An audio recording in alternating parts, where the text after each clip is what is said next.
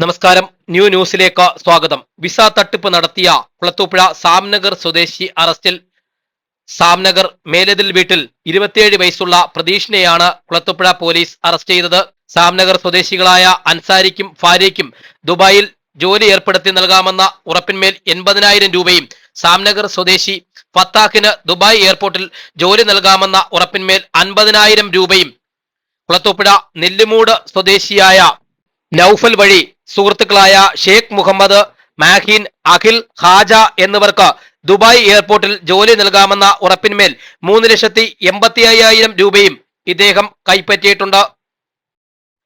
ഇവരുടെ പരാതിയിന്മേൽ കുളത്തൂപ്പുഴ പോലീസിൽ case register ചെയ്ത ലൂക്കൌട്ട് നോട്ടീസ് പ്രകാശിപ്പിക്കുകയും ഇതിന് പ്രകാരം വിദേശത്ത് ജോലി ചെയ്തു വന്നിരുന്ന ഇയാൾ തിരികെ നാട്ടിലേക്ക് വരും വഴി മുംബൈ സഹർ പോലീസ് അറസ്റ്റ് ചെയ്യുകയുമായിരുന്നു.